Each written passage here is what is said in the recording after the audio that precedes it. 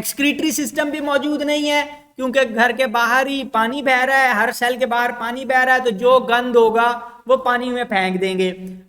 Waste जो है वो डायरेक्टली डिफ्यूजन के जरिए से पानी में चले जाते हैं। नर्वस सिस्टम भी मौजूद नहीं है, हर सेल अपनी तमाम भलाई का, अपनी खुराक हासिल करने का, सारे कामों का जिम्मेदार खुद है। उसने अपनी खुराक खुद हासिल करनी है, अपने वेस्ट खुद ठिकाने लगाने हैं, अपनी ऑक्सीजन खुद एब्जॉर्ब करनी है, अपनी कार्बन डाइऑक्साइड खुद बाहर निकालनी है, तो सारे कामों के लिए खुद जिम्मेदार है। आपस में कम्युनिकेशन की कोई खास नौबत नहीं आती। अलबत्ता ये देखा गया है कि आपस में कम्युनिकेट कर सकते हैं। मिसाल के तौर पे किसी टाइम सारे सेल सोए पड़े थे, फिर एकदम से आप देखेंगे कि सारे सेल फड़फड़ाना शुरू कर देंगे और वो खुराक इकट्ठी करनी शुरू कर देंगे और खाना शुरू कर देंगे। फिर इकट्ठे ही सारे ही रुक जाएंगे जब दिल भर जाएगा, पेट भर जाएगा। ठीक है, तो इकट्ठे कुछ ना कुछ उनके अंदर कम्युनिकेशन का सिस्टम मौजूद है। वाटर किस तरह फ्लो करना है, कब फ्लो करना है, उसको कंट्रोल कर सकते हैं सेल्स। अच्छा, स्केलेटन इनका बना हुआ होता है नीडल लाइक स्ट्रक्चर से, इनको हम स्पिक्यूल कहते हैं। अंदर कांटे कांटे बने हुए होते हैं, इनको स्पिक्यूल्स कहते हैं। यहाँ पे मुख्तलिफ शेप्स और साइजेस के कांटे हो सकते हैं जो आपको दिखाए हुए हैं। हर किस्म की स्पंज के अंदर मुख्तलिफ साइज या मुख्तलिफ शेप के कांटे होंगे। ठीक है, बने किस चीज के होते हैं कांटे? सिलिका के बने हुए होते हैं, शीशे के या कैल्शियम कार्बोनेट के, चाक के बने हुए हो सकते हैं, या एक खास प्रोटीन है स्पंजिन, उसके बने हुए हो सकते हैं। और इनकी वजह से बॉडी का स्ट्रक्चर मेंटेन रहता है, वो बॉडी सीधी खड़ी रहती है। यहां पर आपको सिलिका का बना हुआ उसका स्केलेटन दिखाया हुआ है। यहां से सेल्स मर के बह गए हैं, सिर्फ पीछे उसका स्केलेटन बाकी रह गया है, और ये शीशे के बारीक बारीक तारों का बना हुआ है। ठीक है, सिलिका का बना हुआ है, सिलिका शीशे को कहते हैं, तो ये शीशे का बना हुआ उसका पूरा गुलदान है। आप डुबकी लगाएं पानी में, वहां से गुलदान उठा के ले आए, ला के घर में रखें, उसके अंदर आप फूल लगा सकते हैं।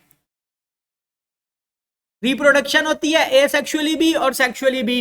एसेक्सुअल रिप्रोडक्शन होती है बडिंग के जरिए से। बडिंग क्या होती है कि कंप्लीट ये स्पंज ग्रो कर रही थी, उसकी साइड से एक छोटी सी कॉम्पल निकलती है, छोटी सी कली सी निकलती है, फिर वो साइज में ग्रो करती जाती है, करती जाती है, करती जाती है, थोड़ी बड़ी हो जाती है, तो मेन प्लांट से टूट जाती है, टूट के किसी जगह पे जाके गिरेगी पानी के जरिए बह के, और फिर वहां ग्रो करके कंप्लीट नई स्पंज बना देगी। ठीक है, तो पास ही एक नई स्पंज बन जाएगी, फिर उसमें से बड निकलेगी, आगे जाके गिरेगी, फिर एक नई स्पंज बना देगी।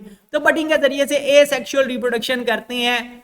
बर्ड्स इंटरनल भी हो सकती हैं और एक्सटर्नल भी हो सकती है, यानी कि बॉडी के बाहर की तरफ भी ग्रो कर सकती हैं, और बॉडी के अंदर भी वो स्पॉन्जोसील जो खाना है वहां पर बड बन सकती है, और वहां से वो बाहर जाकर ग्रो कर सकती है।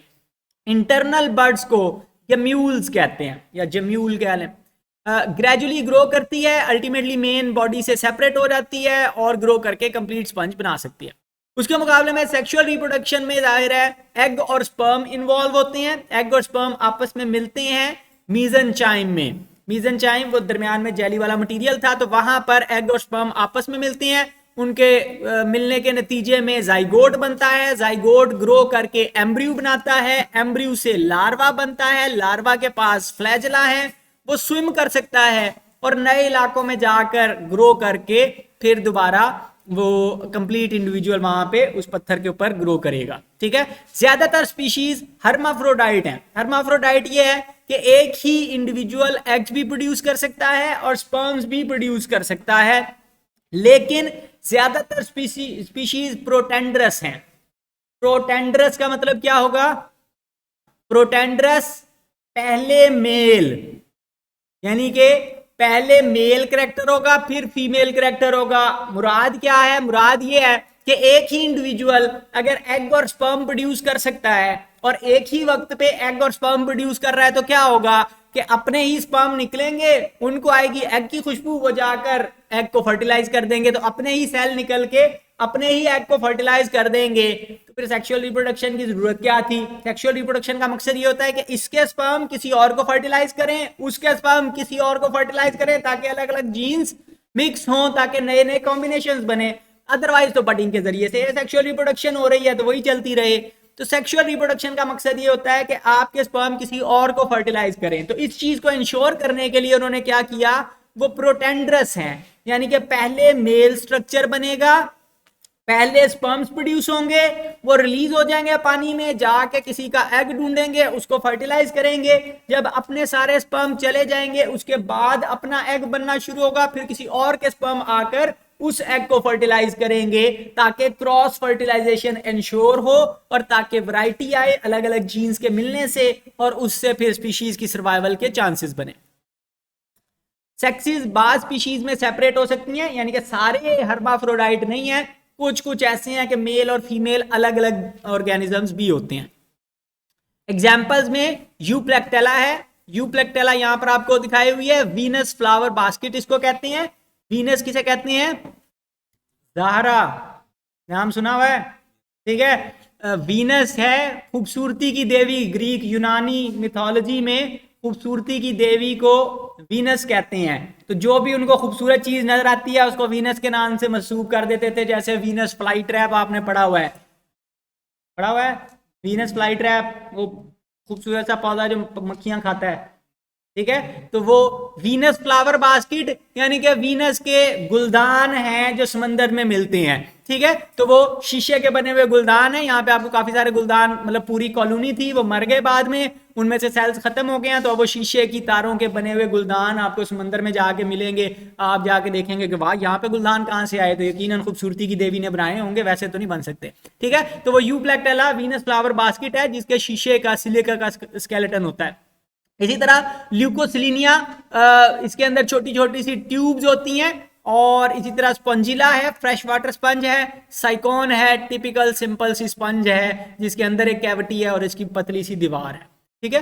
तो ये जो एग्जांपल्स हैं इनमें से मिसाल के तौर पे कभी वो उसने पूछा हुआ है कि जी फ्रेश वाटर में कौन सी स्पंज पाई जाती है, तो ऑब्जेक्टिव इसमें से आ सकती है। इस चैप्टर में से आपको पता है 10 नंबर का पेपर बनना है, 4 शॉर्ट क्वेश्चन और 2 MCQs होंगे। इनके स्केलेटन को आप इस्तेमाल करते हैं वॉशिंग और बेदिंग के लिए। पुराने जमाने से जिन इलाकों में कॉमनली स्पंजेस समंदरों में पाई जाती हैं, तो लोग समंदर से स्पंज निकाल कर उनको बर्तन धोने के लिए या खुद नहाने के लिए, बाद स्पंज हमारे यहाँ पर वो तोरी वाली स्पंज इस्तेमाल होती है, या कोई कपड़ा बॉडी को आपने रब करना है तो उसके लिए कपड़ा वगैरह इस्तेमाल करते हैं, वो ब्रश इस्तेमाल करते हैं। लेकिन जिन इलाकों में स्पंजेस कॉमनली पाई जाती हैं वहां पे इनका वो स्केलेटन इस्तेमाल किया जाता है, स्पंजिन फाइबर इस्तेमाल किए जाते हैं। बहुत सारे मुल्कों में आज भी इस्तेमाल होते हैं। इसी तरह कमर्शियली इंपॉर्टेंस वाले स्पंजेस अमूमन मेडिटेरेनियन सी से मिलते हैं, जो यूरोप और अफ्रीका के दरमियान जो समंदर है उधर से मिलते हैं।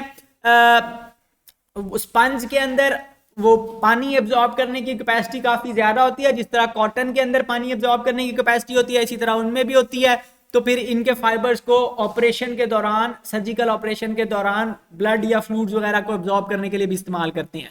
इसी तरह बिल्डिंग्स में साउंड प्रूफ बनाने के लिए बिल्डिंग को इस्तेमाल करते हैं कि दरवाजे या खिड़कियों से आवाज क्रॉस ना हो, शोर शराबा ना आए। तो आपने देखा हुआ है कि वो क्या करते हैं कि खिड़की का जहाँ पे शीशा होता है उसके इर्द गिर्द रबड़ लगा देते हैं, या साउंड प्रूफ बनाने के लिए उसके अंदर सिलिकॉन वगैरह भर देते हैं। तो उसी तरह स्पंजिन फाइबर्स को भी इस्तेमाल किया जाता है खिड़की और दरवाजों के किनारों को फिल करने के लिए।